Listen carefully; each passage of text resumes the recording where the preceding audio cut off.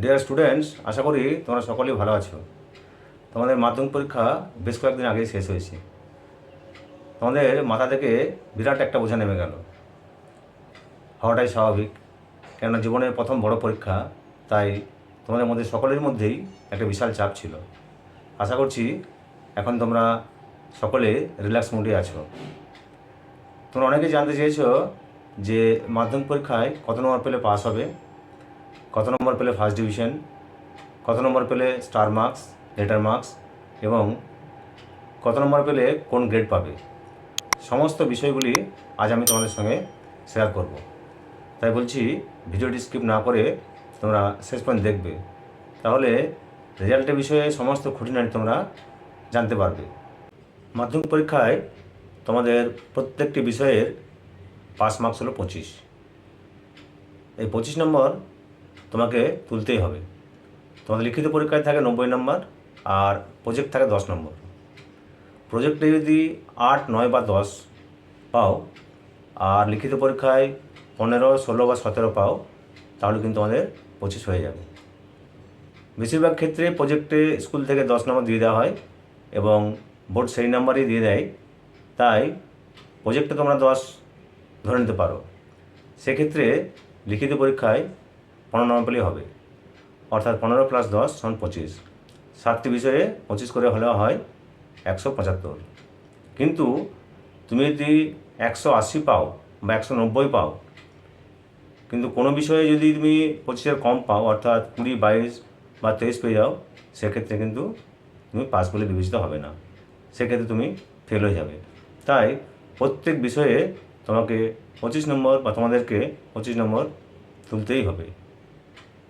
আর যদি গ্রেস মার্কের কথা বলে থাকো, সরকারিভাবে অর্থাৎ মধ্যশিক্ষা পর্ষদ থেকে সেভাবে কিন্তু বলা থাকে না যে গ্রেস মার্ক দিতেই হবে।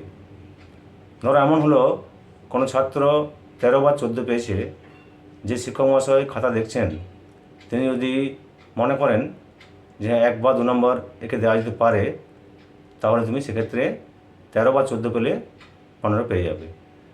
সমস্তটা নির্ভর করছে শিক্ষক মহাশয়ের, যিনি খাতা দেখবেন, তার মানসিকতার উপর। বোর্ড থেকে কিন্তু কোনো নির্দেশ থাকে না যে গ্রেস মার্ক দিতেই হবে।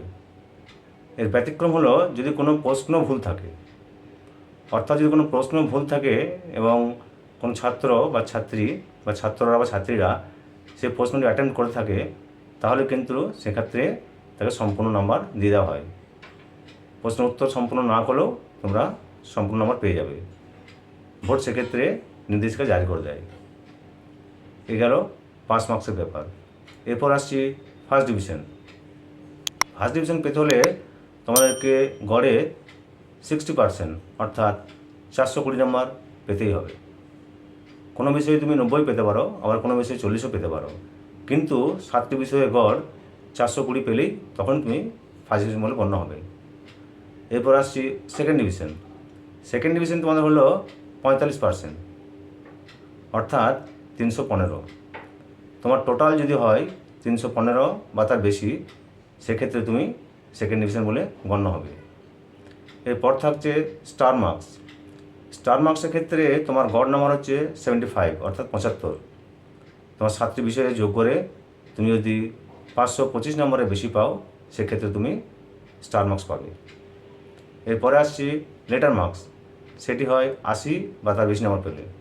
7টি বিষয় 8 × 7 = 56, অর্থাৎ 560 বা তার বেশি হলে তোমার হবে লেটার মার্কস। এরপরে থাকছে আমাদের গ্রেড। গ্রেড কীভাবে হিসাব করা হয়? যে সমস্ত ছাত্রছাত্রীরা 90 বা 90 থেকে বেশি, অর্থাৎ 90 থেকে 100-এর মধ্যে নাম্বার পাবে, তাদের গ্রেড হবে AA, অর্থাৎ আউটস্ট্যান্ডিং। তারপরের গ্রেড রয়েছে A+। যে সমস্ত ছাত্রছাত্রীরা 80 বা 80 থেকে বেশি কিন্তু 90 থেকে কম, অর্থাৎ 80 থেকে 89 নম্বরের মধ্যে পাবে, তাদের গ্রেড হবে A+, অর্থাৎ এক্সেলেন্ট। এর পরের গ্রেড আসছে A।